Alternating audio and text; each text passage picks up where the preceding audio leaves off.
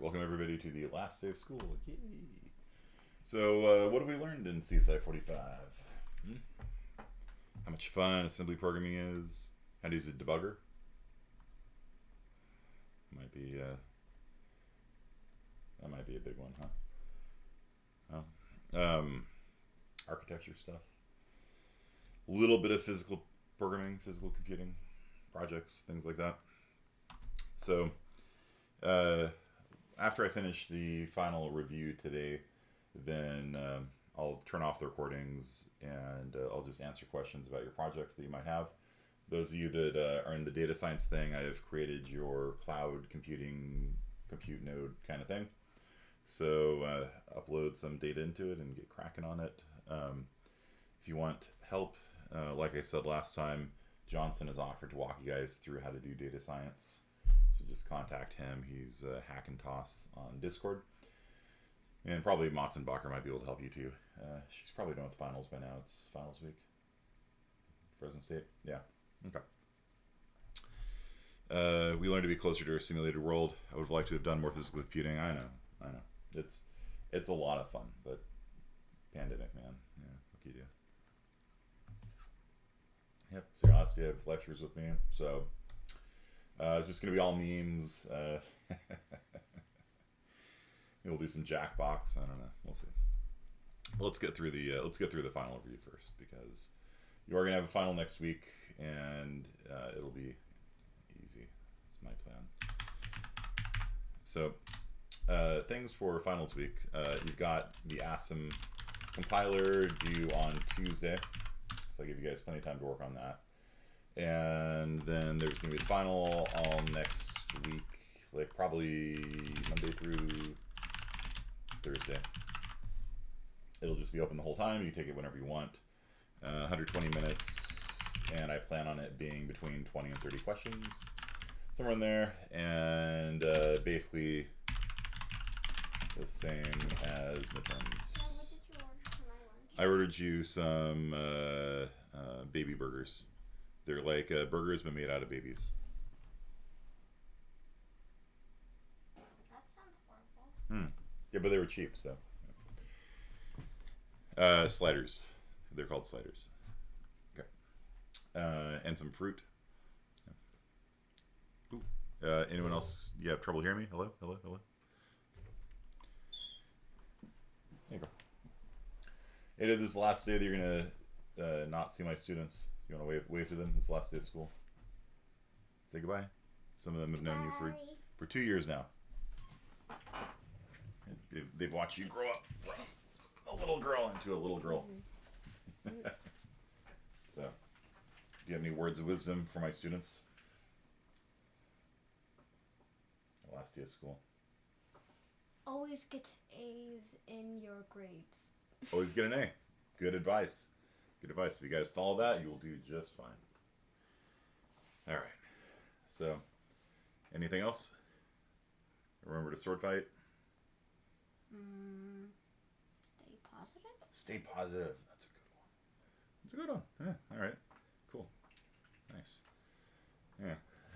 Get into a good full-time college. Get into a good four-year college. Get into a good four-year college. Yeah. Also good. All right. Thank you, girl. All right. So, yeah. Basically, you know the drill by now. I'm not gonna have a coding section on it. I guess I could, but I'll probably just have like a question or two on the final that's just coding instead. I'm like I said, I'm just trying to make it not very big for you. And your project is due on Friday. You need to, let's see if I can make the font bigger on this.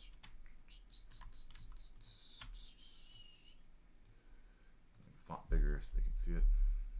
Dad. Please no coding section. I really hate coding under time constraint. Wait till you get a job.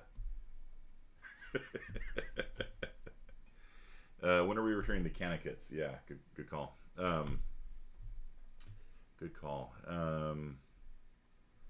I guess the projects are due next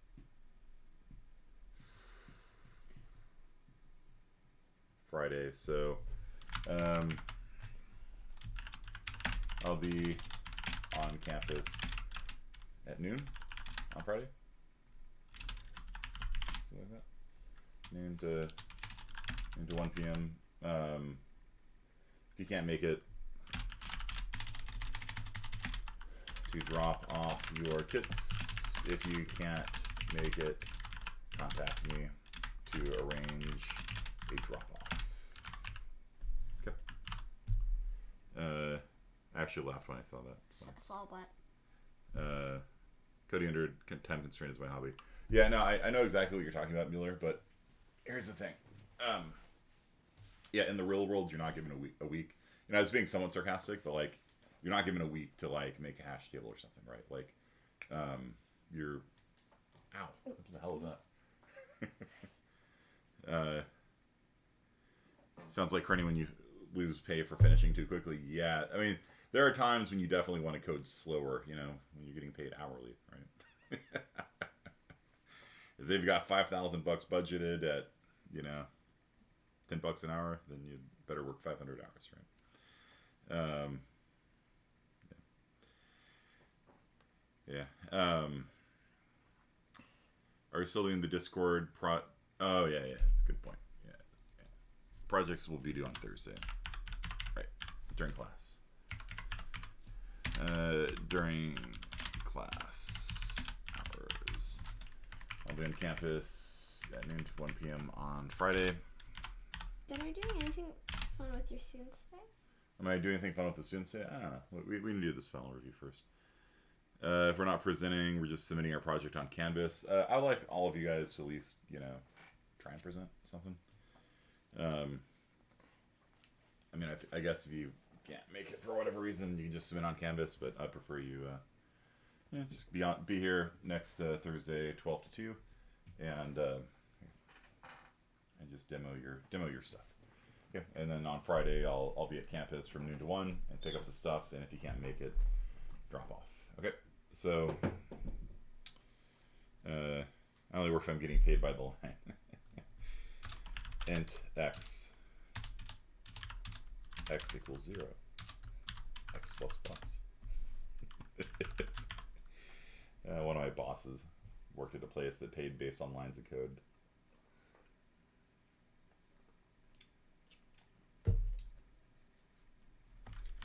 You do for int I equals 0, I is less than 10, I plus plus. Thank you for auto capitalizing bloody everything.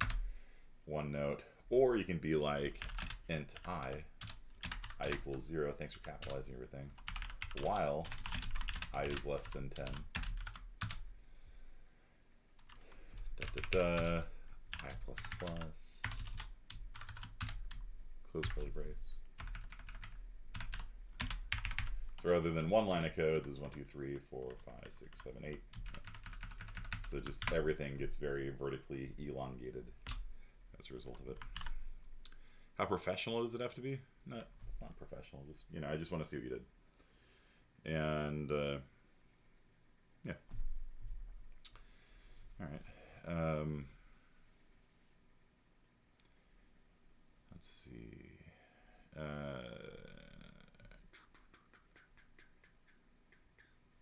Okay. So let's go over the topics for the final. And I'll I guess summarize the topics you guys need to know. Elongate child submarine. That'd be funny. All right.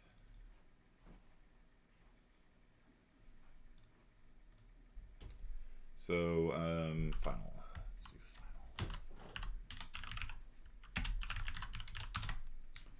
final. First of all, you have to know ARM32 assembly and Neon. Maybe one question on Neon. ARM32 assembly is probably about 5 points. Converting binary formats. Probably around 5 points as well. Binary to decimal.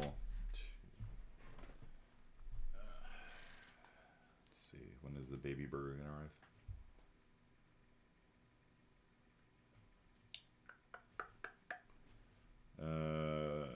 It's on the way, so it'll be here in probably about 15. Just here, eat some candy. It's good for you. It'll give you energy. Okay, binary to decimal to hex to octal. Float. Integer to float. Vice versa.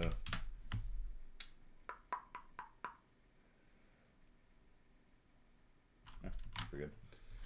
Bitwise operations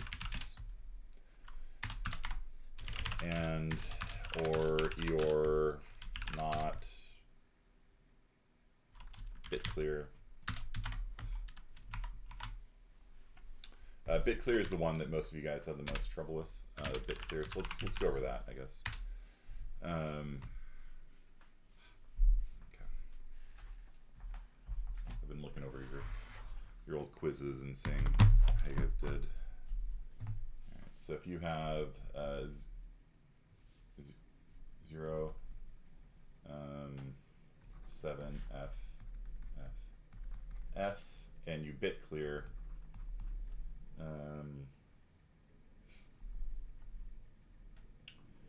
Let's see. A. So what is 0, 7, FFF? Remember, this 0x isn't multiplying by 0. Ada, you can survive for 15 minutes, girl. You'll be okay. So this is 0, 1, 1, 1, and this is 1, 1, 1, 1, 1, 1, 1, 1, 1, 1, 1, 1, 1. Okay. A is 10, right? So it's 1, 0, 1, 0. So anytime you do a bit clear, it clears whichever bit is true here, right? So if you have a true bit here, it clears that bit here, doesn't do anything. The second one, it's 0, so it leaves that alone. The third one is true, and so this guy is going to get set to 0, and then this one down here doesn't do anything. So it's going to change the 7 into a 5, and then we're clearing 1010, so that is going to become 0101, so that's going to become a 1. It's going to become a 5 also, so it's going to be that. Okay. So with bit clear, whenever you have a 1 in the argument that you're bit clearing, it clears that bit out of the first number, and that's typically used to do things like this. You'll typically like bit clear FF00, right? And so that wipes all the top 8 bits, sets them all to 0. So that way you can do things where like half the register is one variable, half the register is another variable. And so with bit clear, you can just very easily wipe the upper half. And by using bit shifting tricks, you can actually store multiple variables within one variable, things like that.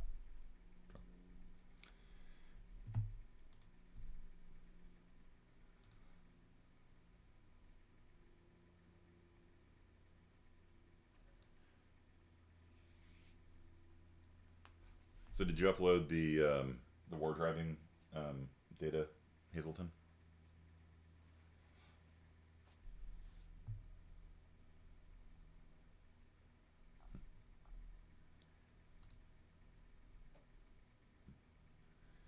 No, like to the 2i2c website. You're doing data science, right? So there is the 2i2c website, and so there are servers for all of you guys to do your cloud computing stuff on, and I'd like for you guys to use it just so I can have some feedback to the Berkeley people. So if you're doing data science, I'd really like for you guys to use the cloud server. How much can we rely on C, C++ for chess? I would only use C++ for helper functions, reading values from the keyboard, writing values to the screen. If you need to do a 2D array access using C++, that's fine as well. But don't have any of the chess logic in it. That makes sense? And so like if your input is like A3 to 7F, you can parse that whole thing in C++. That's fine. All of your input and output stuff can all be in C++, but I just want the core logic of chest. Is that spot taken? Is it blocked? You know, to be in assembly. All right. So that's bit clear. Do you guys understand bit clear a little better now? The wherever there's a 1 for bit clear, it just wipes out the bit. It sets it to 0. It's doing the thing again. Cool.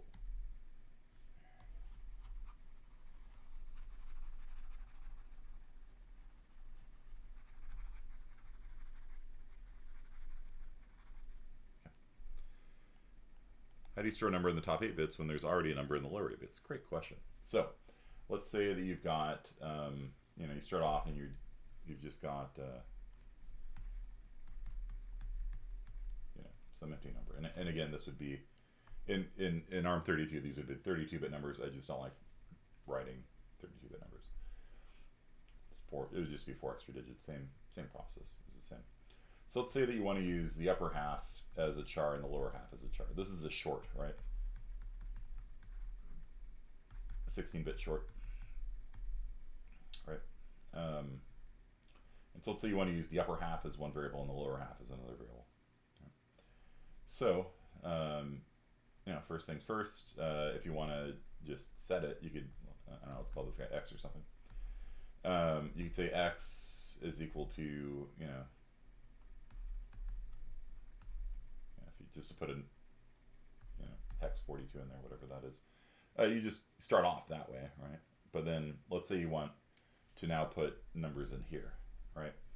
So to originally set it, you can say x bitwise or equals, you know, let's put in AA 0, 0.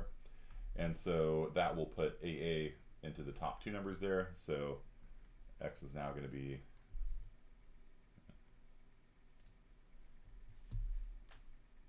so x is now AA42. So let's say that you want to decrement the lower number here, right? And you want to keep decrementing it until it hits 0. So what you can do is you can just say x minus minus, that works, right? And that will decrement the lower 8 bits. And then you can say if x bitwise ANDed with, it's a horrible AND. If x bitwise ANDed with 0, 0, FF equals 0, then we're done, you know, die or, you know, finish the loop or whatever. Right, so you can put this into a loop where you just constantly subtract 1 from x, and this will go from 42 to 41 to 40 to 3, f to 3, right, because this is hex, not decimal. Right? So the first time, you know, you'd have some sort of like while true loop, something like that. And you decrement x, and then you just constantly check the value bitwise ANDed with just the lower bits to see if it hits 0. Or I could put a not there if you want. And then when you're done, you die. You know, you're not going to die. You're going to terminate the loop or something, right? You're going to break. It's more realistic here.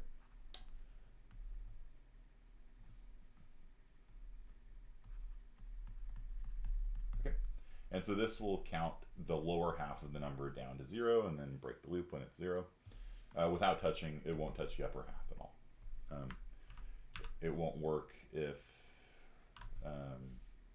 the number is 0 to begin with, because then it'll underflow. So you might move these, you might reorder these two things, right? You might switch these two so that it works even if it's 0 to begin with. Okay, and then, so does that make sense to you, Hazelton? Like that's at least the bottom half, right? Okay. Now for the upper half, how do you do that? So let's say that let's say the bottom half is going to be, you know, some loop counter, like in this case I'm calling it x. Let's say the upper half is I don't know, some running sum or something like that, right? So it's we're adding up everything in an array. I don't know, you know, whatever. But we know that the sum can't be bigger than 255, so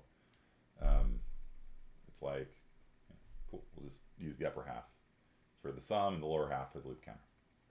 And you will see this you'll see these kinds of tricks very commonly if you ever work in like low level stuff. And you know, on a PC, probably not as much. Although, if you do these tricks, you don't need to use additional registers, right? And so one of the big limitations of x86 is how few registers it has. And so I'm sure that people do tricks like this to the bitpack registers to cut down on how many loads and stores you have to do, right? Because if you do a load or a store, even if you get a level and cache it, that's still expensive. It's still probably cheaper to do a shift and a mask, which is what I'm about to show you. Okay, so yep. Okay, so we've got our for loop basically going on here. I could probably rewrite this whole thing as a for loop. Sure. For x equals a42. Right. Let's just start off the sum as 0. Whatever. X bitwise ANDed with 0, 0, FF.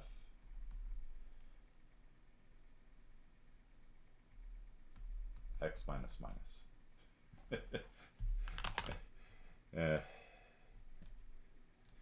Let's just type it in text. For auto capitalization, so terrible. Why are you so terrible? I got a new mouse pad yesterday, by the way, so my cables are kind of screwed up right now. It's got 18 full color LEDs on the edges of it, and it's synced with Wallpaper Engine. So if I change the background, then my mouse pad and my keyboard both change colors at the same time. And it's the same one I had before, but the other one broke. Like I imagine me going into the past and telling my 21-year-old self I have to get a new mouse pad because the last one, the power doesn't work on it anymore. I'd be very baffled. Okay, so let's make this a little bit bigger. For x equals 2, x ANDed with that, x minus. Okay, so that's all of this stuff I have here, just compressed down into for loop form. And so what this is going to do, it's going to use the bottom 8 bits as the loop counter. And as long as I don't need more than 256 possible values for the loop counter, okay. There's also no overhead, right? Do you guys see this? Like, there's actually no speed hit for doing it this way, right? Because these things can often be done for free.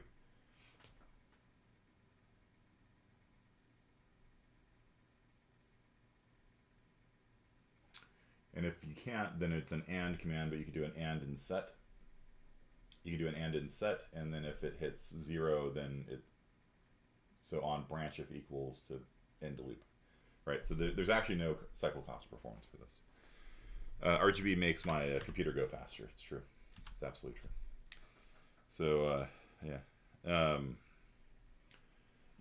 At first I really hated RGB effects, all the LEDs on stuff, and what really irked me was when, like, I'd buy a case fan for my computer and like it doesn't tell you there's a light on it, and you turn it on and it's like this glowing blue color, and it clashes with like the other random lights that people stick on your motherboard and graphics card and things like that.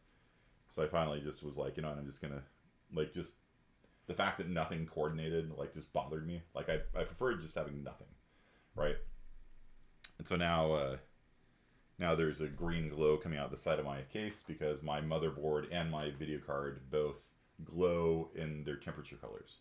So I can just look down at the reflection off my desk and see the temperature of my motherboard and see the temperature of my video card. Kind of cool. So doing good. All right. So how do we use the upper half? Okay. So let's say we've got some array that we're going to be summing out of or something. All right. So we are going to say x bitwise or equals. Do I want to do that? Okay.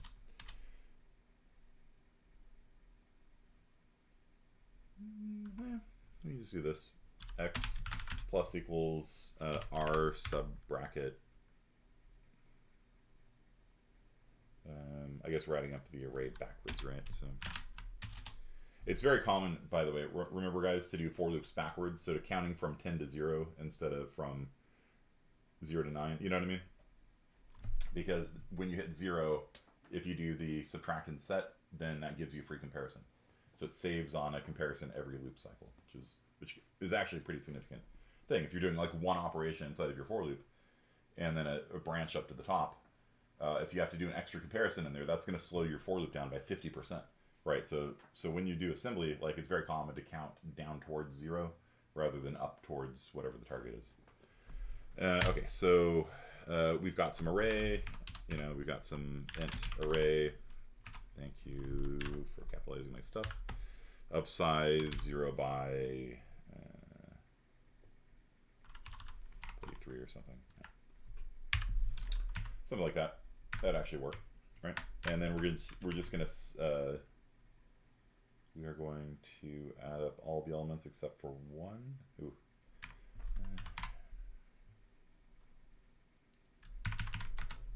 Got an off by 1 error in here. I'll do this. X minus 1. There we go. So the first time through the loop, X is going to be 42. And we want to access element 41, right? So subtract 1, and then we bitwise and that with like that. And that pulls out just the bottom 8 bits of the loop counter. Do you guys see what I'm doing here? Like I've got an array that's size hex 42, whatever number that is. Switch to programmer mode. 42 in hex, please. 42 in hex is size 66. Okay, is that right? No, it can't be right. Can it be right? 4 times 16. 64, yeah, 66. Okay, yeah, all right. So this is an array of size 66. Right? And so the first time through the loop, we want to access not element 66, we want to access element 65, right? And this loop breaks when we hit 0, so we never access element 0 or element -1. Okay? So I'm correcting for the off by 1 error here. Let's put this back into hex 42. Okay, and so that. Okay, but this now. Do you see what the problem is if I just left it like this? What is the problem here?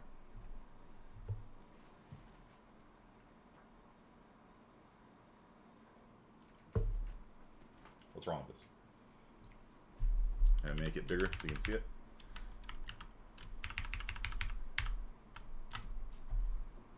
So many zeros and X's. Oh, I'm going blind.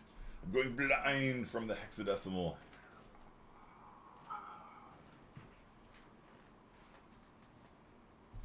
What's wrong with this?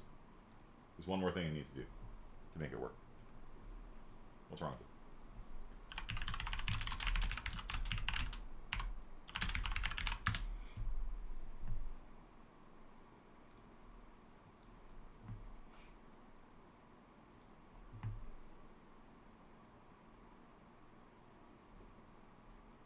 Alright, this would be a lot more funny if YouTube actually loaded. There we go. Okay, whatever. People's faces melting from, it's got a copyright strike, thanks YouTube. People's faces are melting from the hex. What's wrong with it? Declare X? Oh, yeah. That's a good point. Good point, Mr. Singh. Thank you. How did I leave that off? Erase the rainbow stuff.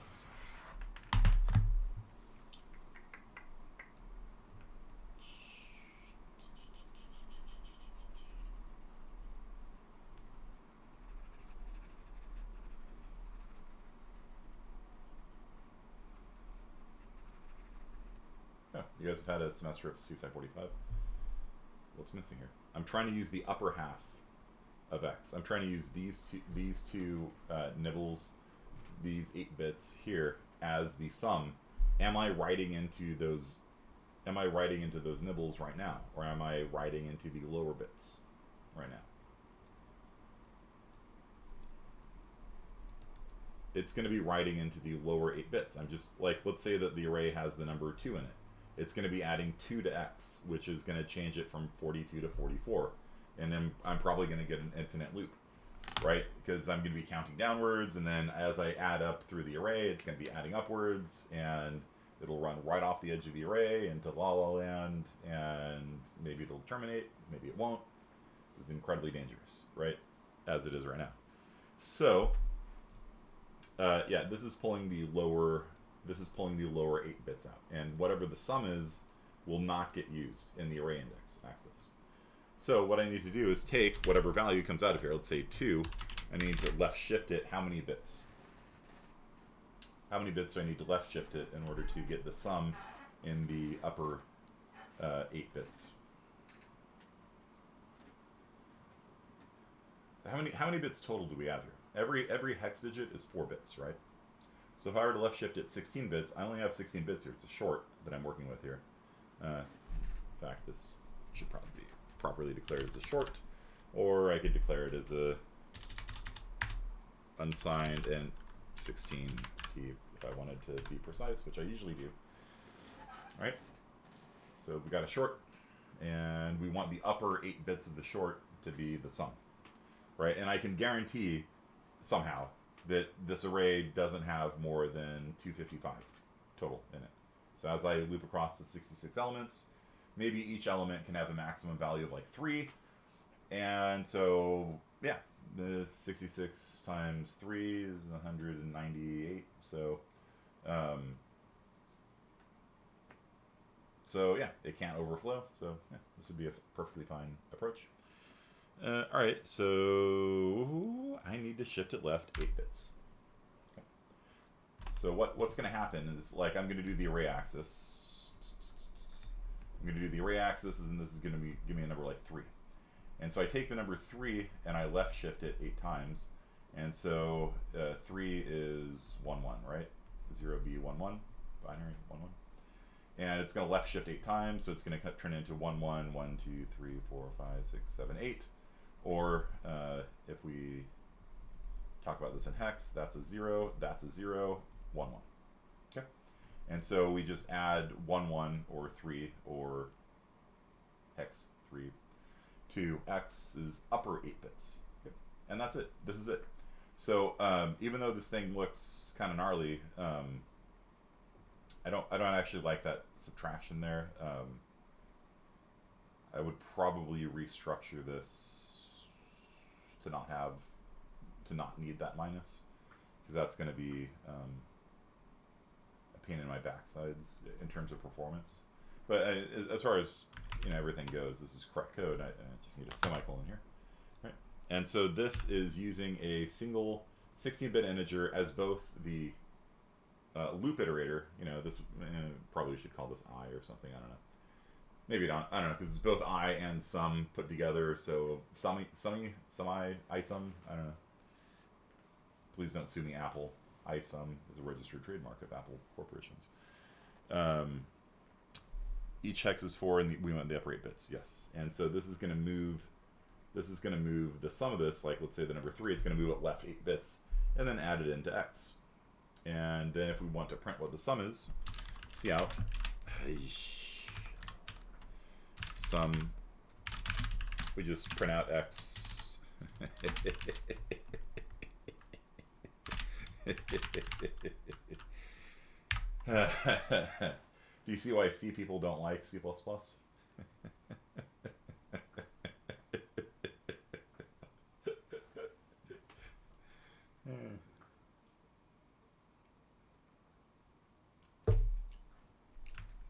Might want some parentheses there. That a little better.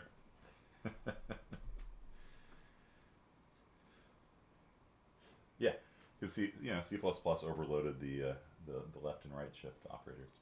So yeah, we take whatever the result is, because remember the lower half of x is I, the loop counter, and the upper half is the sum, and so we just right shift it by 8, and then just output the result. And there you go. And so you can, and this would be a way of using one register instead of two.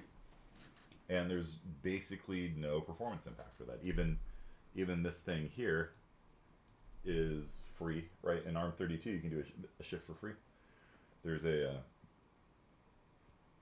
stage in the pipeline called barrel shifter, and the barrel shifter will left shift and right shift things for you for free. It doesn't cost anything. It takes an extra stage in the pipeline, but that doesn't affect your overall throughput. It just increases a little bit of latency. How?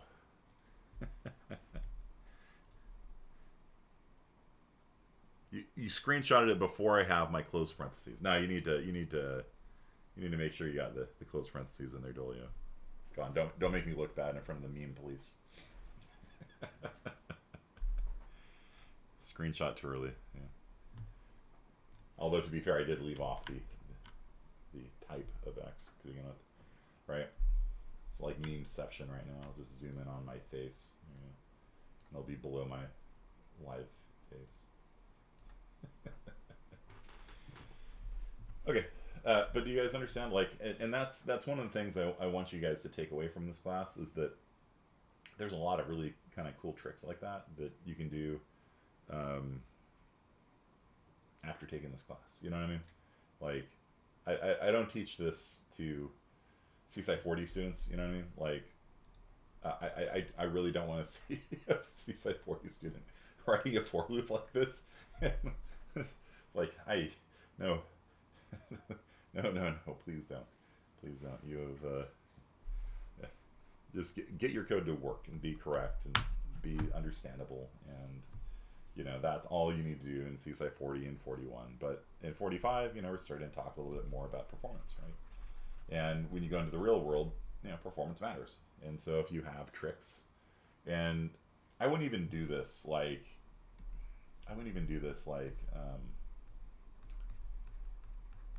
unless it really mattered. You know what I mean?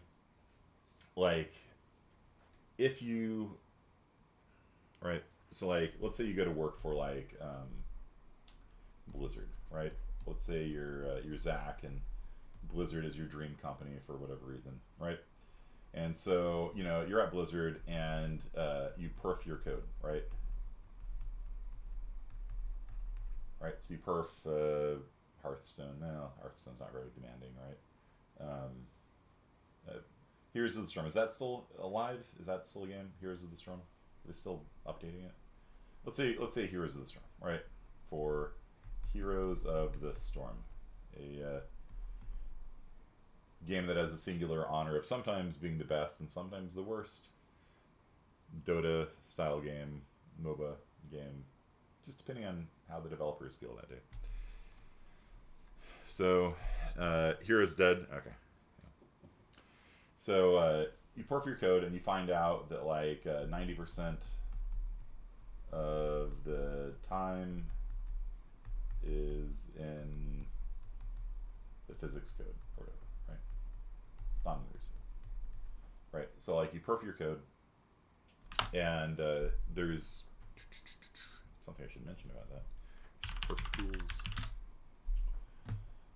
And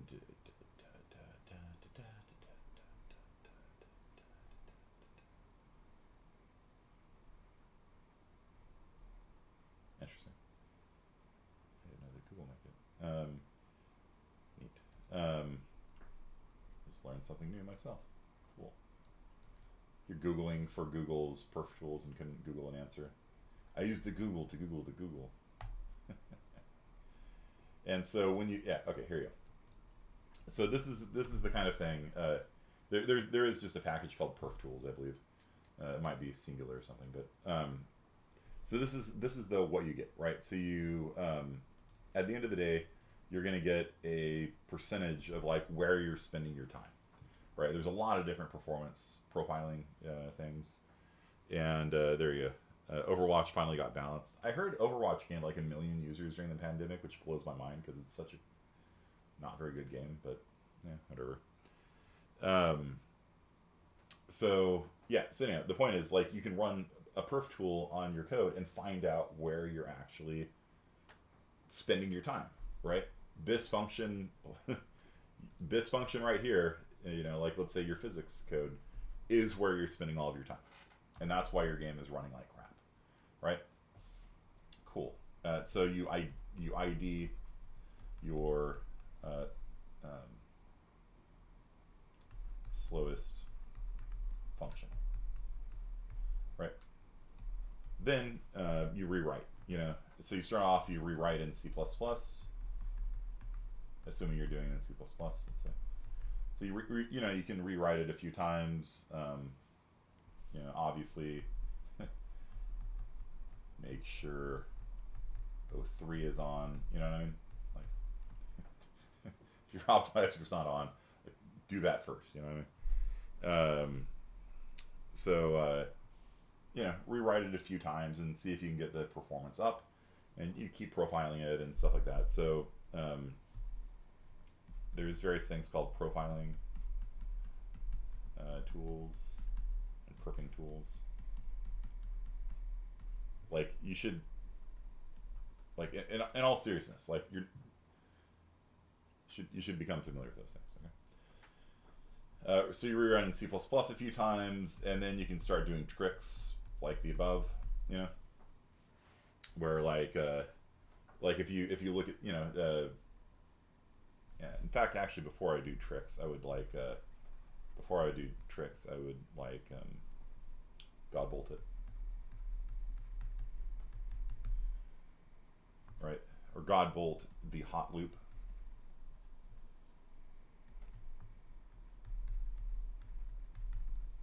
What is a hot loop? What's a hot loop? I don't know. If you guys could take a break from making memes on the Discord channel.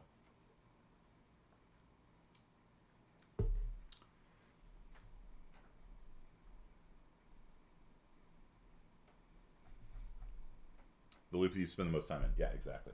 And so somewhere within your physics code, you're going to find there's a doubly nested for loop, right? So for every person in the world, for every other person in the world, do gravity between them, right? It's an order n squared thing, right? And yeah, so I would start off by like, yeah, actually before that, I would like look at data structures.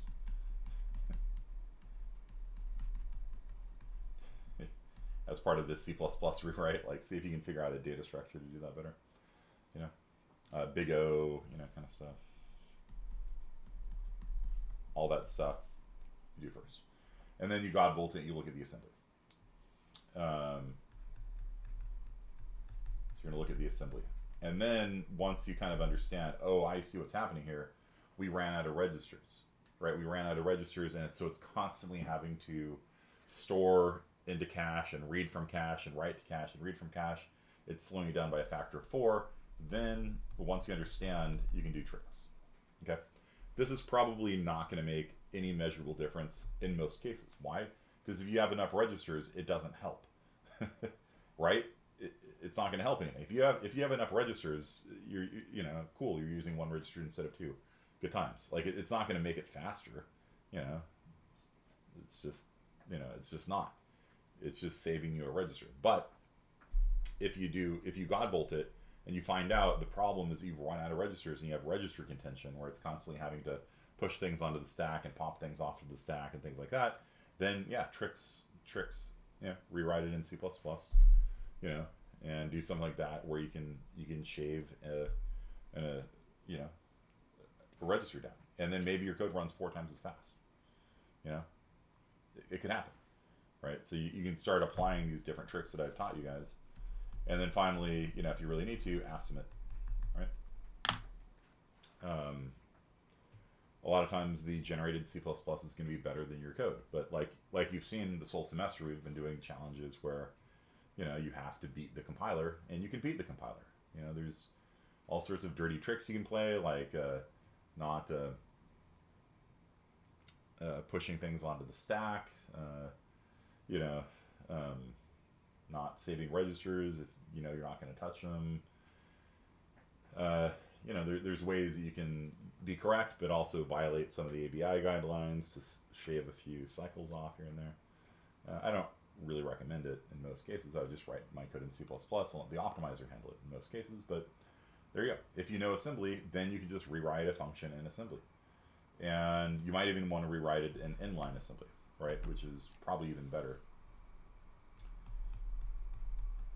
Inline assembly is even better. It's more annoying. Do you remember when I showed that to you, the demo code where you can put assembly into C++ code? That's actually better because then the C++ compiler knows about it and it can optimize things with it. So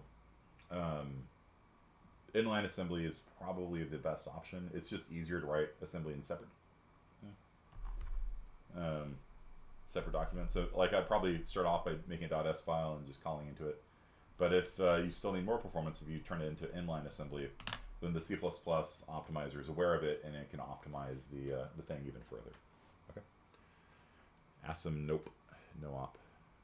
Something WoW devs changes like a damage over time recalculates damage every time it ticks compared to just the stats given a cast.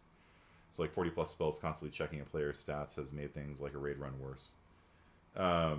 In terms of performance, yeah. That's the way that it originally worked was really, really terrible. Like if you put an ignite debuff on somebody and they're taking damage over time, then I think what it did was it had a counter holding like how many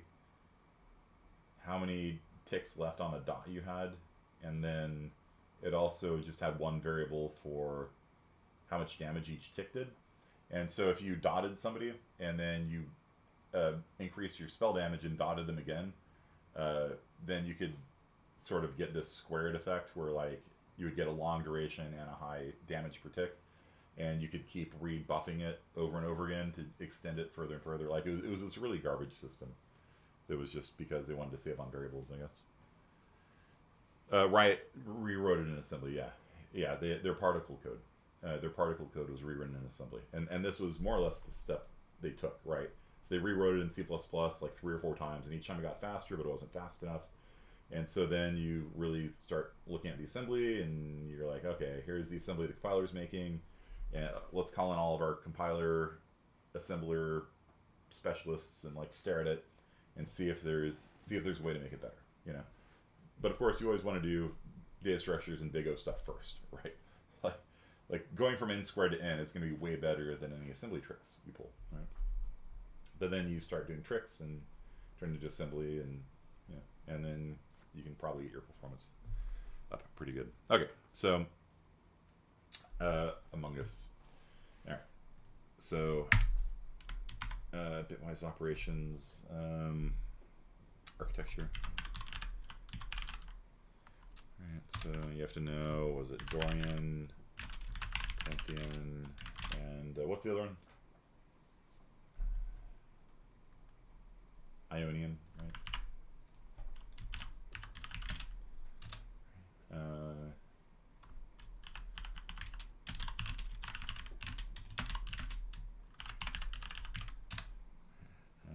Yeah. Debian.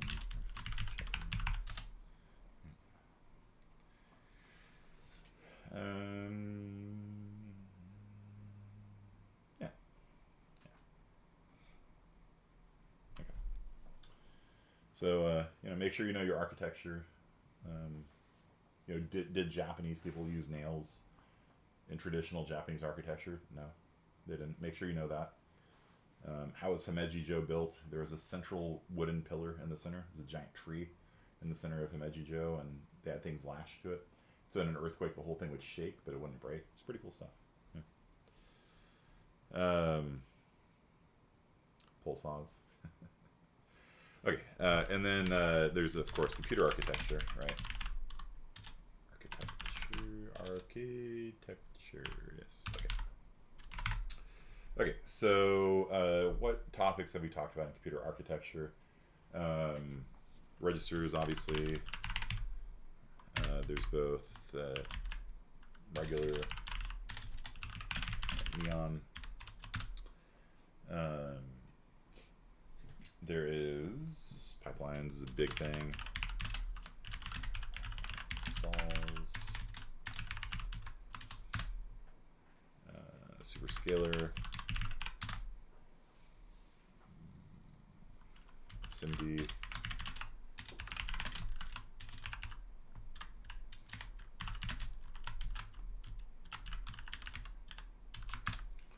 SIMD is the only one people care about. Most CPUs these days are MIMD. SysD CPUs are old, like our Arduinos, I guess, would be SysD. And then MISD is only used for like fault tolerant systems, and basically people don't really use them very much anyway. But SIMD is the term like when I say people don't care about it, it's not like, you know, people don't know what SysD or MIMD or these things are.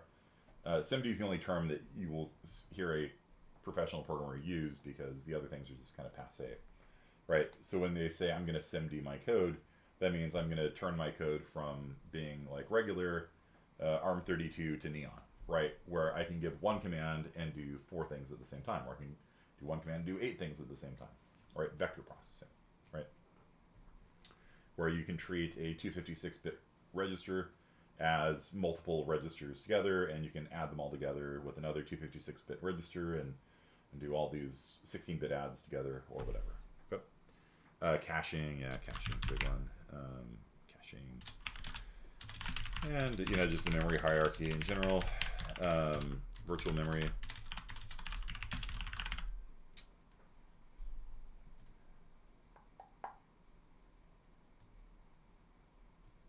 Yeah, trix is now pointing at nothing. I have a dangling pointer here.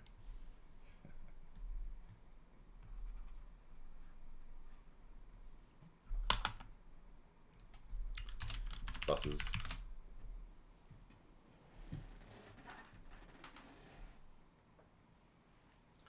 Out of order execution. Registry name.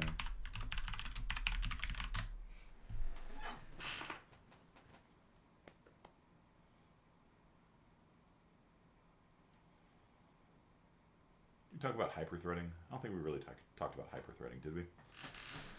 Let's talk about that real fast.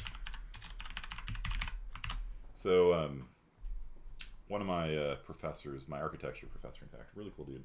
His name was Dean Tolson. Dean Tolson. He's a Google scholar. Really? Good on you. Dean Tolson, Google scholar. Oh, no, he's just on Google Scholar. I see. Cool. Year, when was the last time he published something? 2009? Okay. Alright, so anyway, so Dean Tolson was one of the guys who came up with hyperthreading.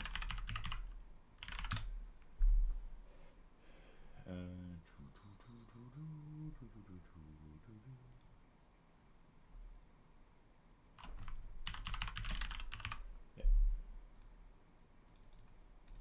Dean Tolson. Okay. So,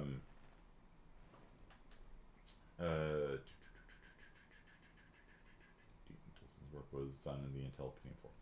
Yeah, so hyperthreading is when you have a CPU that pretends to be 2 CPUs.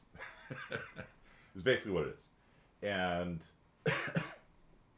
you know, you might be like, how does that help? Right? Because it's not like you have any more execution units. It's not like you have any more branch predictors or anything. It's still beneath the hood, just a single CPU, but it pretends to be 2. And so if you look at my performance chart here for my Dolio heavily outdated 7900X CPU,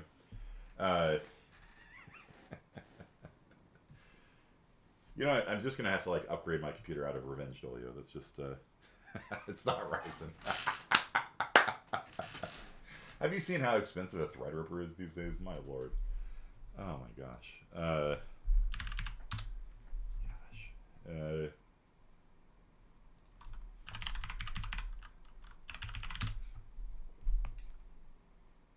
When there's no price, you know, there's a problem. There's no price listed. See all buying options. Let's see what we got here.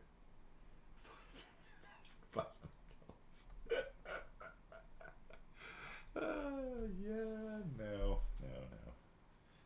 I will stick with my I will stick with my outdated CPU.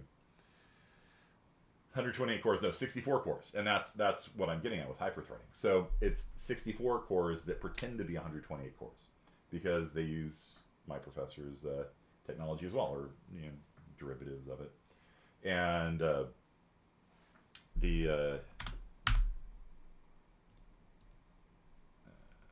escape. Yeah. And so you would think like, all right, how does that help? You know what I mean? Like it just seems like a lot of extra work. When it first came out, Windows didn't know anything about hyperthreading, right? All it knows is like, oh, you're a 64 CPU machine, and so what Windows would do is it would schedule your first job on CPU 0 and the next job on CPU 1, but under the hood, CPU 0 and CPU 1 were the same CPU, and so it actually decreased performance until Windows was made aware of hyper-threaded CPUs, right? It could decrease the performance. There were things that you could do to like force threads to migrate to different CPU cores and things like that people do to get the speed up. And so what you have here is you see my CPU has a measly 10 cores, but it pretends to be 20. Right, 5 times 4, it appears to be 20 CPUs. And so from Windows perspective, I have a 20 CPU computer. 20 CPU computer, I thought you just said cores. Yeah, each core is essentially a separate CPU. As we've made things more and more dense, we're just like, we're just going to take a CPU and we're going to hit Control C and hit Control V, and now we got 2 CPUs. It's 2 CPUs instead of one CPU, but we can't call it a different CPU because people think of a CPU as the chip, and so we're just going to call it a core. And so when you have a separate core inside of a CPU, it's essentially just a different CPU. The main difference would be the different cores share usually an L3 or an L4 cache, and so there's better performance between CPUs. Whereas if back in the day you could actually buy a motherboard with 2 CPU sockets on it and put a pinion here and a pinion here, and then they would have to synchronize if they're doing multi-threaded things. They would, like, the memory synchronization took a lot longer, and so the performance wasn't as good. A multi-core system is actually faster because it's all on the same die, and they share usually an L3 cache or an L4 cache, and that's how they can transmit data to each other without having to go out to RAM and back in from RAM, which is slow. So what's the benefit, though? What's the benefit of running one CPU pretending to be 2? It doesn't, like, in theory, this does not buy you anything, right? In theory, this will not allow you to do more additions per second or more floating point operations per second. You know what I mean? Because it's just the same CPU. Behind the scenes, it's still the same thing, right? So where do you think the benefit lies in faking and going to all this effort and faking 2 cores for 1 core? 5K for a 64 core Threadripper isn't bad. Occupancy. Dad? Yes, girl. A bag of food. A bag of food arrived. I'm sure it's safe. You should eat it. Oh, like, I mean, like, I think it was the fish you ordered. Okay, bring it in, girl. It's already in the house. Okay. Can I eat it? You can eat it, girl. $1,500 for a Threadripper. $2,700, $5,500. Look at that. I mean, it's only running at 2.7 gigahertz, right? Like, I definitely wouldn't buy one of these things, right? Single core performance is usually more important for gaming. Maybe this one. It's 3.9 gigahertz. Is this mine? If it's made out of babies, then it's yours. No, that's mine. That's mine. You get the baby burgers. Okay. Yeah. So that's one of the problems is that the more cores you add, also the slower they tend to run for various reasons. Heat being a big one. Yeah, maybe that one. $40 off. What a good deal. Am I a human? Nope. Okay. Not for us mortals. So here's the benefit. Even with all of these tools we've talked about, right? Because all of these tools we've been talking about with like superscalar and out of order execution and register renaming and all this kind of stuff. The whole point is we're trying to keep the pipelines full, right? But even still, sometimes there's just nothing you can do, right? Like you're going to be reading from RAM and then adding up all the numbers. There's just unavoidably going to be some gaps in your program, right? Because you got to wait for RAM to respond, and it's like, all right, it takes a while, all right? 100 cycles. We're just sitting here twiddling our thumbs like, yep, nothing new. So what happens is if you can pretend to be two different CPUs, then the operating system, if there's another program waiting to run, it'll actually run another program on the same core at the same time. And so all those gaps from one of your programs running will be filled in with instructions from another program. And that's the benefit of hyperthreading. So sometimes there's just unavoidable pipeline stalls. And so if you have two cores, if you have one core pretending to be two cores, then when one of those virtual, logical, whatever you want to call it, processor stalls, the other one will fill in the gaps, and you'll get much better CPU utilization. And it's a very coarse-grained parallelism. Like, there's a lot of different ways we do parallelism. At the very lowest level, you've got multiple execution units. Like, you've got superscalar, where you can issue two adds at the same time. That's a form of parallelism. It's instruction-level parallelism. And then if you zoom out a little bit, you can have multiple threads running within the same program at the same time. And that's like thread-level parallelism. And if you zoom out further, you can have process-level parallelism, where you've got two different programs running at the same time. And with hyperthreading, it'll actually schedule them. They're actually running simultaneously. It's not like it has to swap one out and swap one in, which is normally what happens, right? Normally, if you have a single-core system, what happens is it runs my vim for a while. It's like, all right, hold your thought, swaps it out, swaps in trans, runs hers for a while, swaps it out, swaps in Ribera's, runs his for a while, swaps it out, brings in Hazleton's, right? And so it does this like juggling game, right? So if a lot of people are using a system, as long as it can swap people in and out really fast, then it just appears as if you have full access to the CPU, and you just don't notice because the CPU is just juggling all these Vim instances at the same time. And as long as there's not more need for... that is for you, yes. As long as there's not more work that needs to be done than the CPU can do, then it's fine. If you ever check the load on a system, right, you can see I've got 4 cores here, and I've got 105 processes, I got 65 threads running, and as long as the load is below 1, the load is how many processes are waiting to run at a time. And as long as it is below 1, that means that everybody is basically getting as much CPU time as they want. Nobody's really having to wait in line, to get serviced by the task manager, the scheduler, the task scheduler. So by doing hyperthreading, what happens is you can have very coarse-grained process level, like I'm running Word and I'm running Discord at the same time, and if Word is stalling, then Discord will fill in the gaps on the core. Do you guys understand? It's one of many different ways that we do parallel processing, because parallel processing has been the future for almost 20 years now. I believe one day games will be able to benefit from multi-threading far greater rate. Yeah, they need to be. The trouble is that there's not that many people that are trained in parallel processing. Like, that was my specialty, and it was optional. Not many people took it, but that's the only gains in performance over the past, let's say 10 years at least. There have been incremental gains in like IPC and things like that. But most of the gains have been in ever-increasing parallelism. Like, we have a 64-core Threadripper now, right? Which would have been basically supercomputer in its own right, 10 years ago, 20 years ago. I would use 128 CPU systems, and these things would cost millions and millions of dollars. And they would have their own data center and cooling and all this kind of stuff to have 128 nodes or 1,000. Like, the biggest I think I used was 1,000 CPUs. And now you have a Threadripper that's got 64 cores and 1 die. It's pretty good. So Yeah.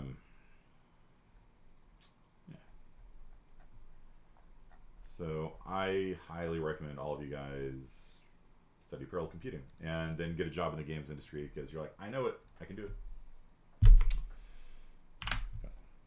So, yep.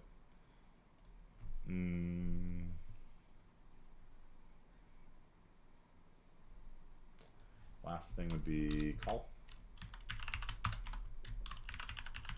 Compiler, assembler, linker, loader.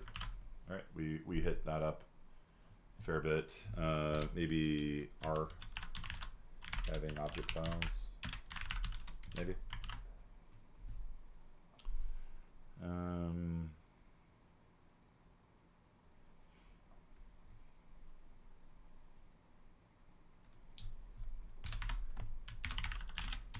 Memory. That's something that, you know, in terms of ARM32 assembly, that's something I've hit really hard this semester. You know, base plus offset, right?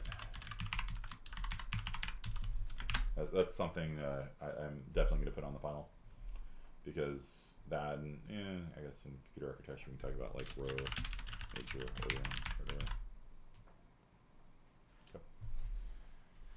Little big Indian. Yeah, okay.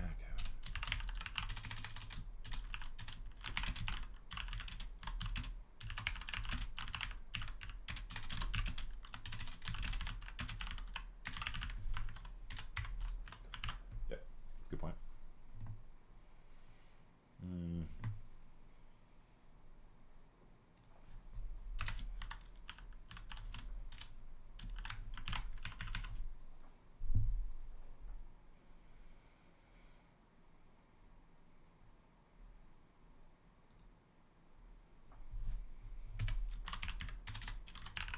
Being able to write a good function, I think, is also really important. You know, it's all the boilerplate on a function.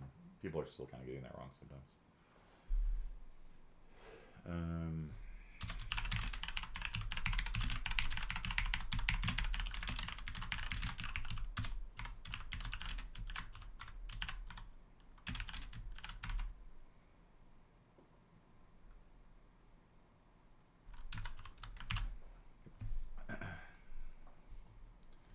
Final 30 points. It'll be however many questions it is.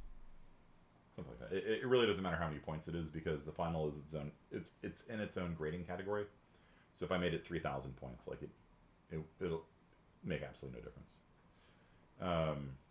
But I'm planning on having it being in the 20 to 30 question range. Basically, I'm just going to make sure that each of these topics. What is FISR? Is covered. It's 10% of your grade. Yeah, it's not major, but I would do it. Okay.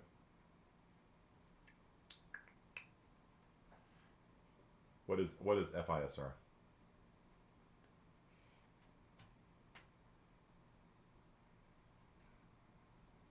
You guys blank that out.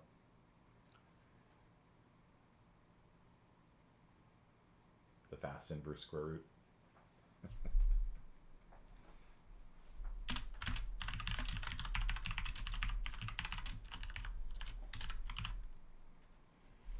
You can probably do a little bit of physical computing too.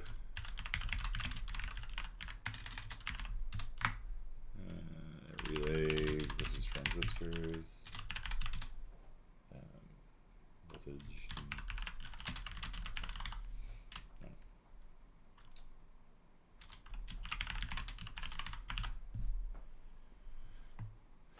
Okay. That was in the recorded lecture I made for you guys. All right.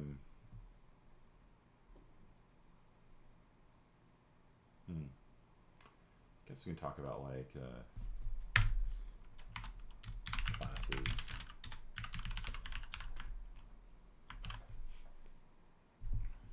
Do you guys remember how classes work in assembly?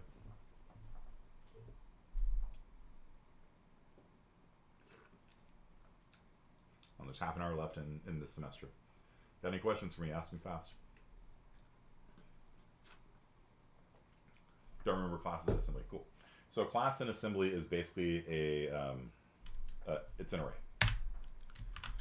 They're arrays, but each element doesn't necessarily take the same amount of memory up. So there is a map or something to tell you what offset each member is. Okay. And no, we started class late, so I'm gonna go along today. Or I guess I don't have to. Padding, also kind of important. So let's go on to the Siski server one last time. Then padding.cc, and let's do struct. Who cares about classes? Struct do. Yeah. And if I say char c short s int I float f double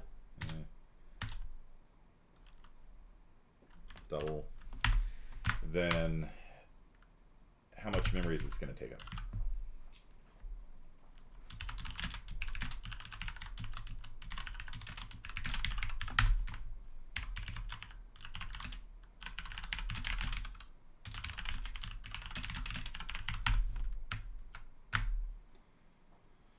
I remember it depends on the order. Yeah, sure. Kind of. To a certain extent.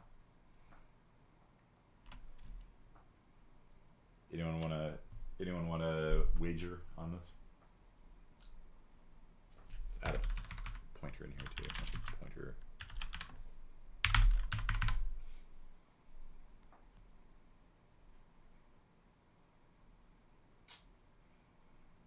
Anyone want to guess how many bytes this will be?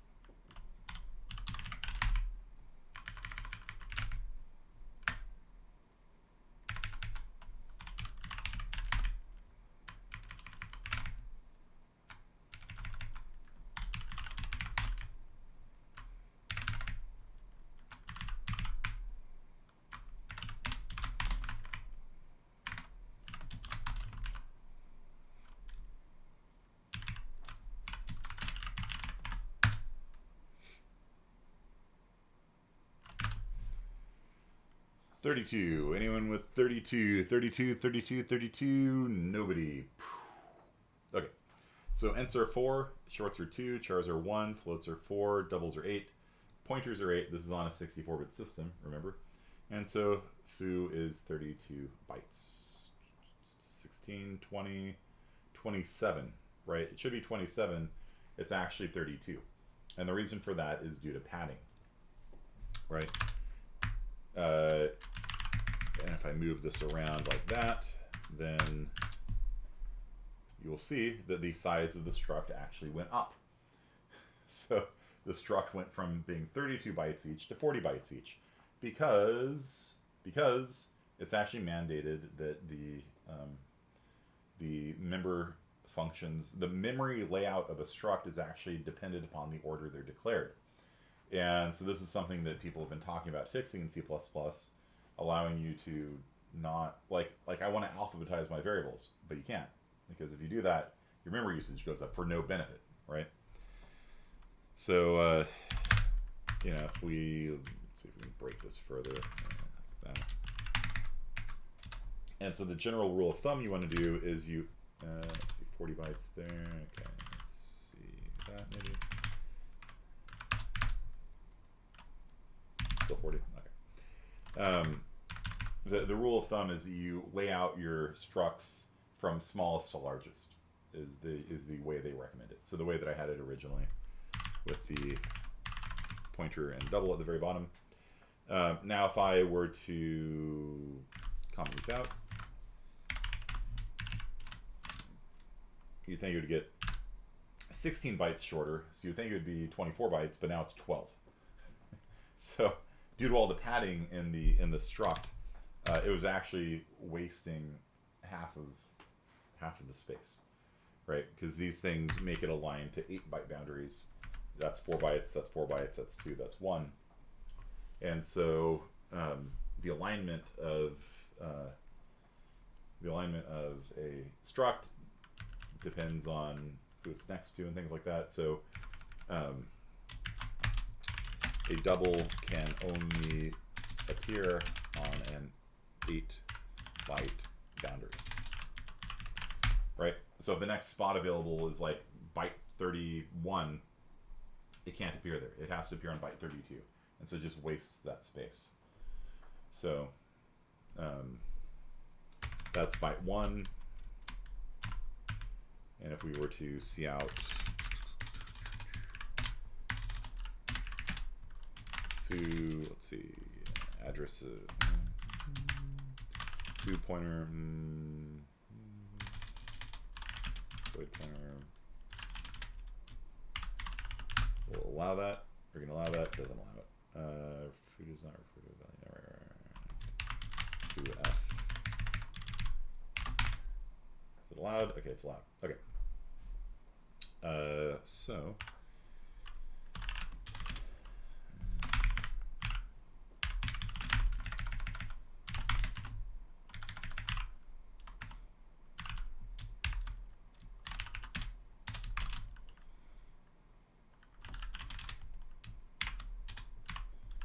let's see if we can do this. Cout pointer minus base. Pointer points to C's address. Will it allow it? Nope, it's not allowing it. Okay. You allow it? It's not allowing me to do this, so let's cast it to an integer and cast this to an integer. Doesn't like it. Casting from pointer to smaller type, int loses data, fine.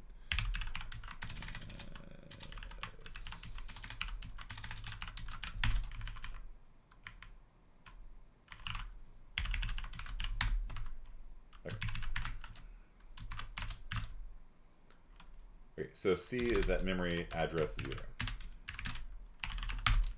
right? Because it's the first thing in the struct. So if I were to say foo points to C equals the letter A, that's actually writing to the memory address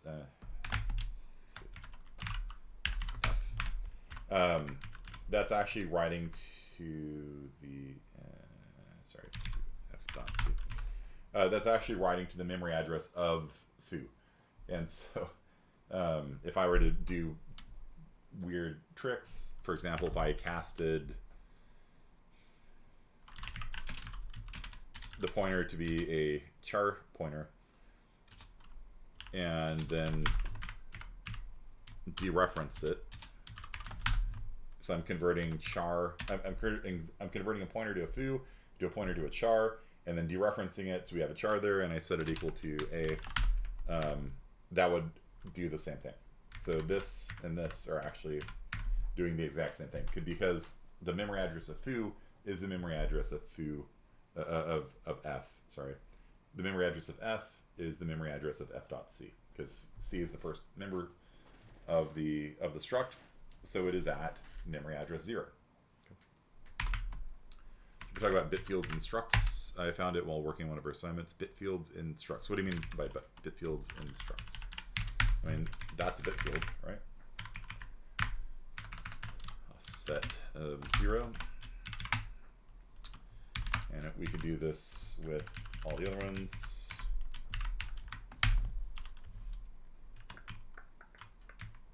This is ugly, don't do it, but it works, right? It works. So it's taking the pointer to f, casting it to be a char pointer, dereferencing it to get the char at that location, which is literally this person here, and then setting it to A. So this line of code and this line of code are doing the exact same thing. Only do the second way if you want job security, because nobody will ever be able to understand that code except you, and probably you won't understand it either, but at least you can pretend you did because you wrote it. So C++ bit fields.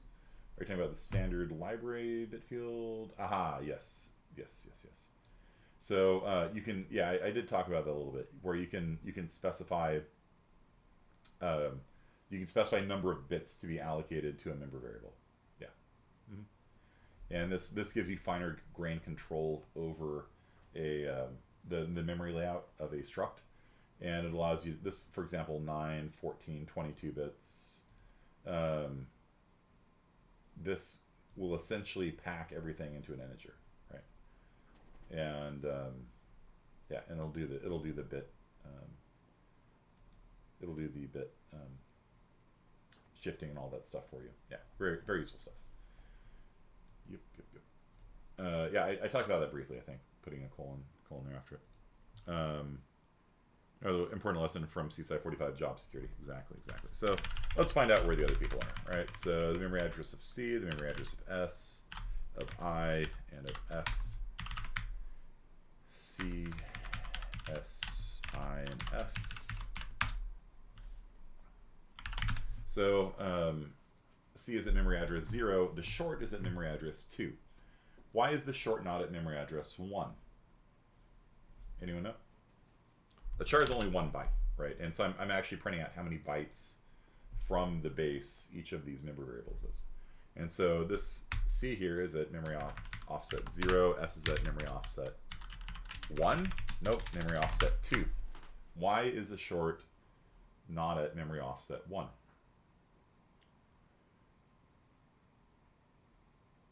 It's not divisible by 4 necessarily. Like 2 is not divisible by 4 evenly. Right? What do you guys think?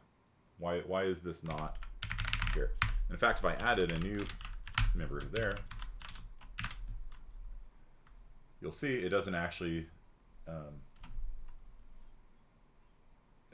change the offset of the short at all, right?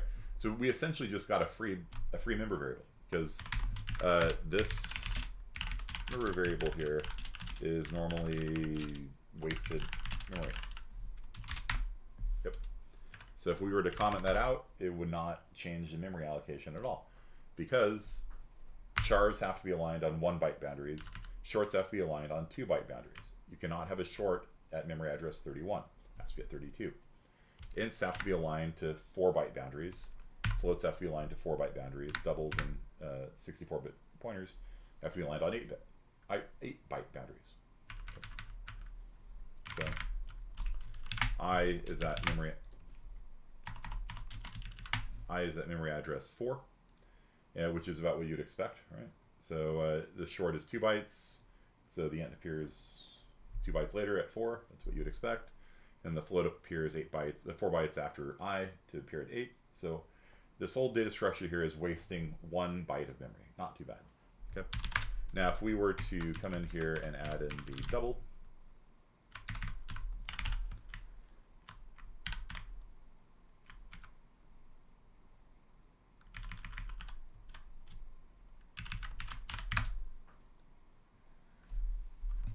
you'll see that the double appears on byte boundary 16, which means that we're wasting 4 bytes of memory, right? Because the float's 4, right?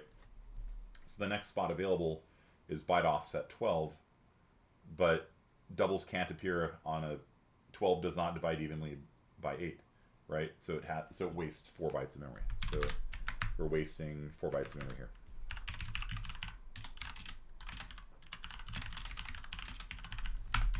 And then if we do the pointer, it should be fine because it will be properly aligned.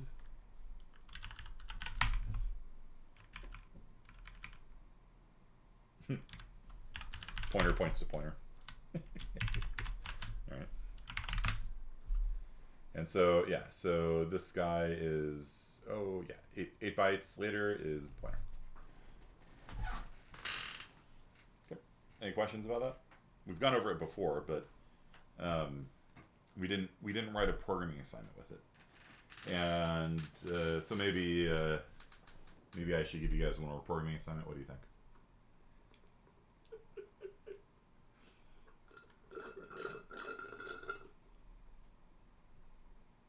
No. How about no? Yep. So yeah. Will there be any practice exams? Sure. Yeah, we can pull that up in a second. But I really want you guys to understand that a class is really just an array, right? It's just an array, and so these things are accessed by using one register is going to have the base of a foo, and then another register is going to have the offset to that particular element. An array is just ints. Everything's just ints. So let's SCP this over using the secure containment protocol. So padding, what do I call it?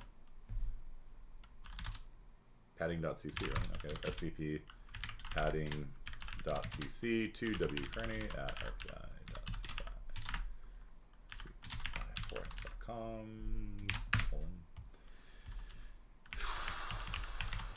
I don't remember my password.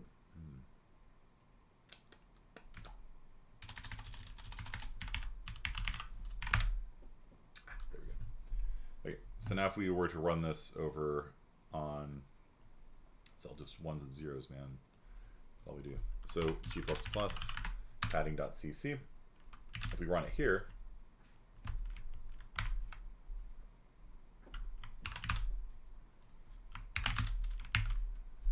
look.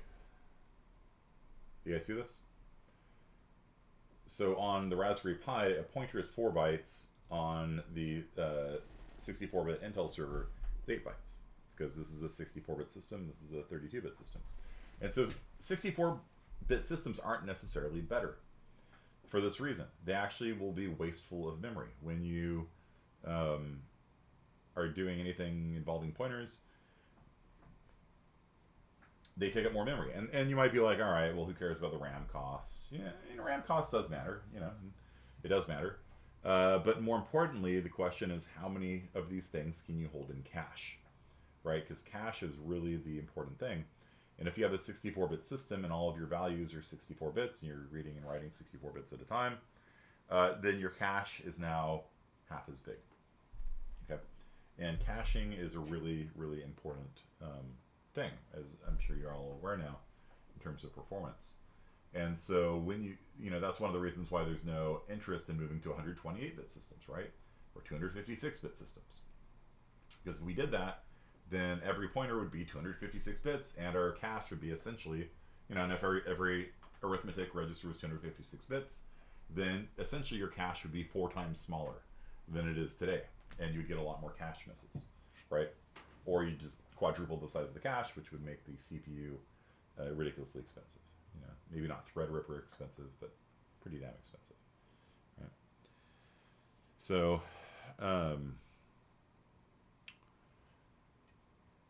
so you guys see this though? Like, this is also one of the reasons why porting between systems is kind of a pain, right? This thing here, where you've got 4-bit ints and 4-byte ints and 2-byte shorts and 1-byte chars and 4-byte floats and 8-byte doubles, and this is all standard. Pretty much most modern systems these days are going to use these numbers.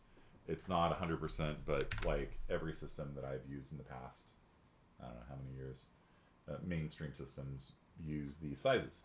And so a lot of people just assume that ints have to be 4 bytes. They don't have to be. In Java they do. In C++, an int could be 2 bytes. It's true. A char could be 256 bits. Still 1 byte, but it could be 256 bits. Yeah, so there's some weird architectures out there. And I've used some of them. The big thing that changes when porting is this. Like, if you go back and forth between 32-bit and 64-bit systems, which is fairly common today, even still, things can explode. Because, like in this case, the size of the struct is the same, but it doesn't have to be, right? Due to the padding issues and things like that. So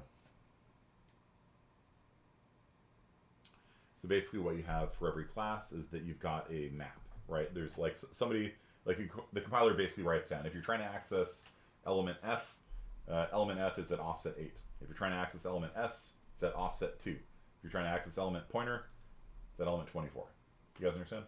So it's just an array where just things are at different places. You can't do any clever algebra math.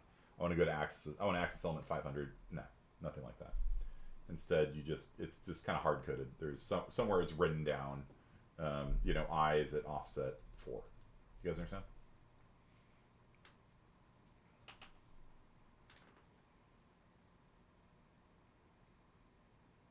Cool. All right. Final neon.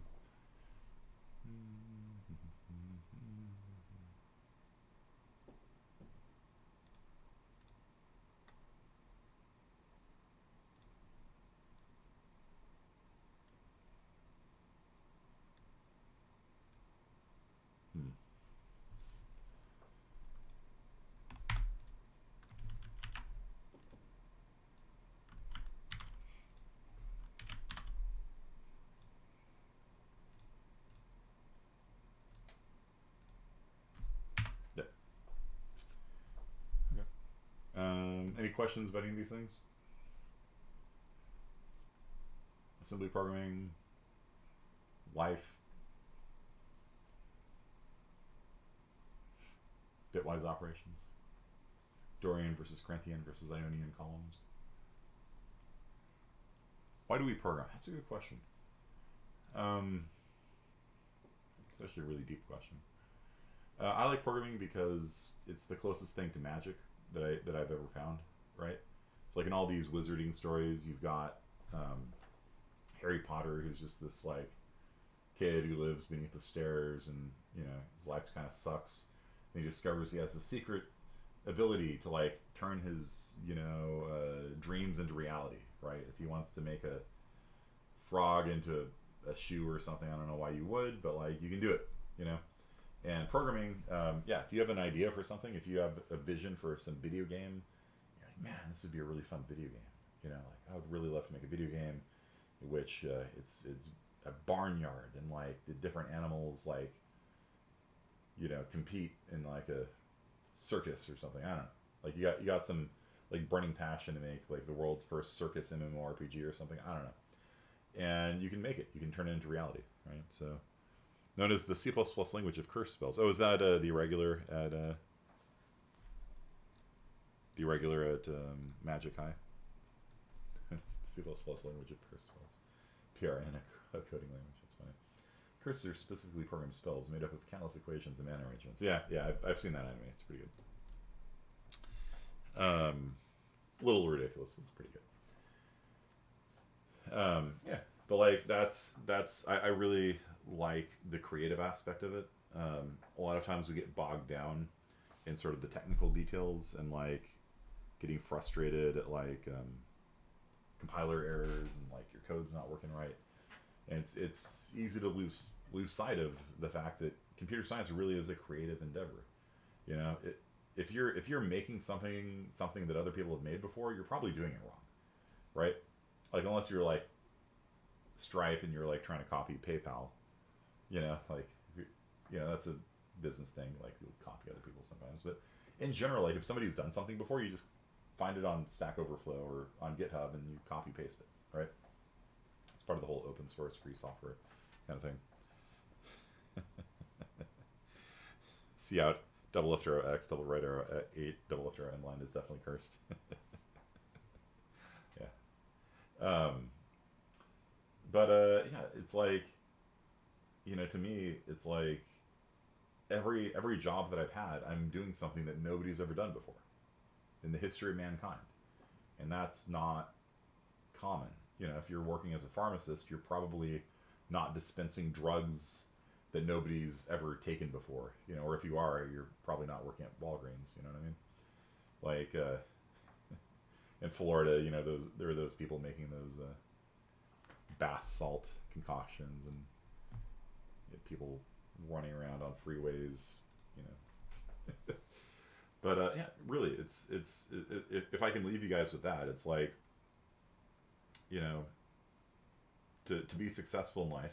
And I don't even think of success in terms of like, you know, like what the news puts it as. Like, to me, success is, you know, you're basically able to do what you want, right? Like if I want to go to Japan this summer, well, I can't because of the pandemic.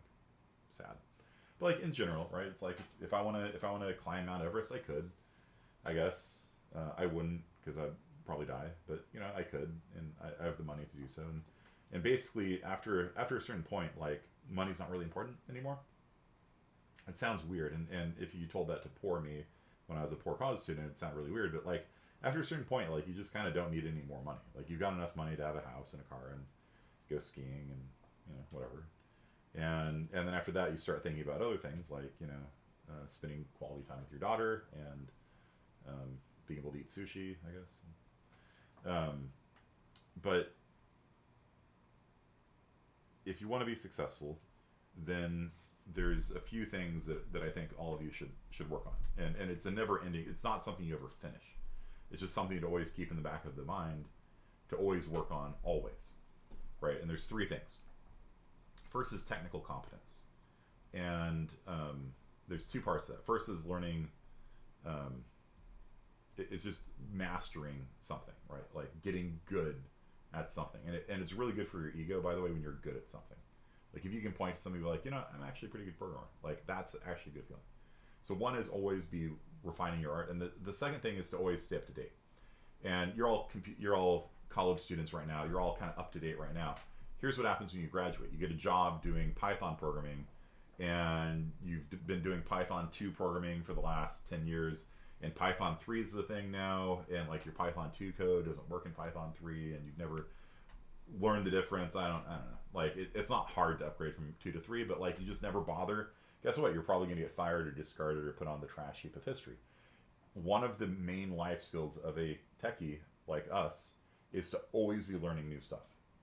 You would not believe how many C++ professors still don't know modern C++. Modern C++ came out a decade ago, and they're still teaching C++ 98 because they never learned C++ 11, and by this point, they're too afraid to ask, to quote the meme, right? So as a technical person, get good at something, but always stay up to date. My first boss was brilliant at it. He would get the companies to pay him to stay up to date. He would be like, hey, we need to make a firewall for our company, and I think that needs to be done in Perl. I don't know Perl yet, so if you're willing to pay me a week to learn Perl, then I'll be able to do the firewall for you guys. And they're like, okay, sure. And they would just pay him, you know, hand him a stack of cash, go learn Perl, and then he'd come into work with a book, and he'd work through the book and learn Perl in a week, and then he would do the firewall or whatever was the company needed. And when I was there, I saw him do that like 3 or 4 times, you know. He's like, oh, there's this new thing called Python. Hey, I think this project over here would be perfect for Python, but I don't know it. If you guys want, you can pay me to do it, and I'll learn it. Hand him a stack of cash, and he learns Python. And so he was always staying up to date. And that's a habit you guys have to have as a technical person. Otherwise, you're going to be the sad Python 2 programmer, and you know you can't get jobs anymore, and you get unemployed, and you think that people are discriminating against you because you're old. Maybe you're like one of those programmers who works for WebAdvisor that hasn't caught on to the whole Web 2.0 thing that came out, you know, 18 years ago. And WebAdvisor doesn't work on different it doesn't work on Firefox, right? It doesn't scale to the resolution of your screen because they wrote it in a day when 800 by 600 was hot shit. And nowadays, you know, people have 4K monitors, and WebAdvisor just doesn't scale on it. You know, and those people are just like sitting in an office somewhere, just like waiting to die. You know, they can't get jobs anywhere else. You know, but hey, as long as people keep giving money to WebAdvisor, I guess they're okay. I don't know. I wouldn't do it that way. I would always be working on your skills. Okay. So first thing, always work on your skills. Always work on bettering yourself technically. 2, social skills. So you are going to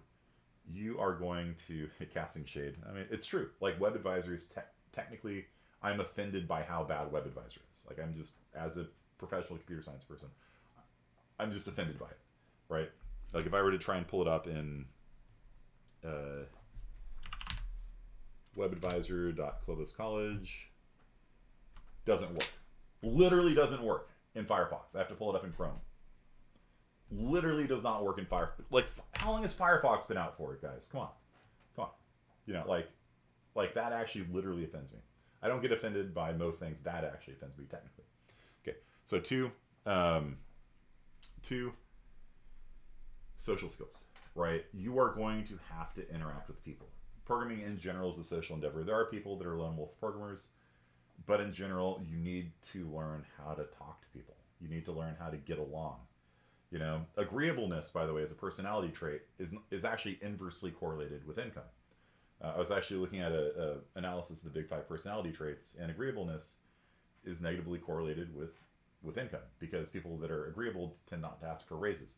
So it's not like you should always just be like, oh, I'm just nice, I'm going to get along, and things like that. But you need to know how to work in groups of people, and and like have people like you, and part of that is to like other people. It's a weird concept, right? But if you genuinely like somebody, they tend to like you back, And so there's usually something about every person that is unique and interesting about them that you can find enjoyable. And you can overlook the fact they have terrible body odor or something, right? And if somebody has terrible body odor, don't be the person that off is like, oh, I can't be around Bob. He's got terrible body odor. And then Bob walks by and he's like, you're now my enemy for life, So learning social skills, learning how to operate in groups, learning how to talk to people, learning how to give presentations, right? Put yourself out there. Like my wife, she'll be assigned like a presentation and she'll like run away from it. She'll be like, I'm going to call in sick. Don't give me a presentation. I hate it. I'm going to go outside and vomit, that kind of stuff. And it's not good, Instead, what you should do is sign up for presentations just so that you get more experience doing it, because you are going to have to stand up in front of an audience of people at some point and give a talk. I've stood up in a grand ballroom, and talked in front of, I spoke at data science Berkeley. I was talking about this last Friday with Motzenbacher's talk. I was asked to speak in front of 1,000 people on data science, and I don't know data science. Like, if you guys have ever worried about like imposter syndrome, my lord, like, just remember they asked me to speak on a topic I literally know nothing about. You know what I mean? And so I just did something funny, and people laughed, and that was it. It's just basic. I thought about it like that wasn't improv. Like, it looked like improv, but it wasn't improv. I had thought through very carefully what I was going to say because I knew I didn't know anything, right? And I didn't want to just be like, I don't know anything, bye, sorry, put my head down. No, you gotta have stage presence, and you gotta work. There's YouTube videos you can watch, and I'm dead serious about this. I'm not being like, oh, here's a YouTube series and nobody watches it. Like, this YouTube series, I've seen probably, I don't know, 5 or 6 of their videos, and it seems pretty reasonable. And so they tell you, like, if you're at a party, like, how do you be the life of the party, and things like that. And so just link that onto Discord. Like, seriously, like, if you just like playing video games, just put up a video and just listen to it. Always be developing your social skills. It's so important. Humans are social creatures. And if you make enemies by accident, you are just hurting yourself for no benefit. If you have to make an enemy, like, I guess strategically, like, we're Apple and we're going to kill, Android or something. Like, that's one thing. Like, if it's deliberate, that's one thing. But if you just make enemies by accident, just because you stick your foot in your mouth, that is all downside and no gain, And trust me, it's a lot better to go through life when people like you. Like, it's just nice. Like, if you go through life with everyone hating you, it's really bad on your psyche. You know what I mean? Like, it's just really, really, it's terrible, when people don't like you, So first thing, technical skills. Second thing, social skills. Third thing, I guess with social skills, I would include in that psychology. Like, I'd include in that understanding human behavior. Take psychology classes, watch psychology lectures, understand what makes people tick. Read How to Make Friends and Influence People by Carnegie. And Friends and Influence People. This is an old book, but it's actually, like, if you've never read it, you should read it. It's not a long book. You can go through it in a day or two. I would probably do it 1 day per chapter, and just think about it, and then reread it, every year or something. It's actually a really good book. $10, whatever. In terms of like social skills, like that alone, should absolutely read. And then third thing, you need to work on business skills, right? So like managing money and like legal and like marketing and like all these things that like computer science people hate, the better you are at those things, the better you're going to do off in life, right? If you can have the best company in the world, and if you screw up on some legal matter, your company goes under, just like that, right? And so develop at least a basic layman's appreciation for the law and how the law works. Legal dramas are almost all wrong, right, about everything. And so you can learn, like, you know, not to be a lawyer, but just to like learn, how does copyright law work? How does libel work? How does slander work? How do contracts work? Contracts, super important. So everything you do should be under a contract. If you do work without a contract, they can just screw you. So you do all this work, and instead of getting $500,000, you get nothing. You lose, sir, right? And so, yeah. And if you don't, like, if you're going to anything with any amount of money in it whatsoever, get a lawyer, have the lawyer draft up a contract, 100%. Because if you do it yourself, you're going to make a mistake, and they will find a loophole in it, and you will not get paid. 100%. You need to know legal, tax. If you scripted taxes, great. You have a successful business. Now the IRS has a successful business, right? Marketing, you won't have a successful business if you can't get money. So how do you market yourself? You know, how do you market your company? How do you do accounting? Right? How do you do HR? How do you manage employees? Right? And success brings its own set of problems. Like right now, you're just college students, right? But when you become successful, that brings a whole different set of problems. And they can be very, very serious problems. Like one of my sister's friends in high school, his dad was my CPA for my company. A great guy, I loved him a lot. He died suddenly of a heart attack. And I mean, it was really tragic. I really loved that guy. And then his son took over. And within a year, the son was suddenly hot stuff at a company that he didn't build himself, but he was pulling in who knows how many millions of dollars. All of a sudden, he went from being this nice friend of my sister's to having like slicked back hair. And he's like grabbing the ass of the secretaries. And I'm just like, nope.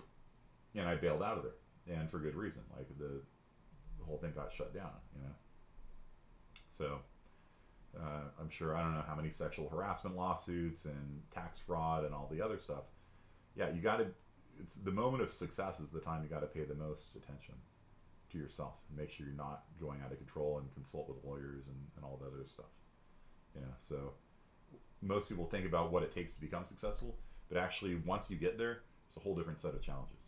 And you need to really make sure that you're conscientious and considerate.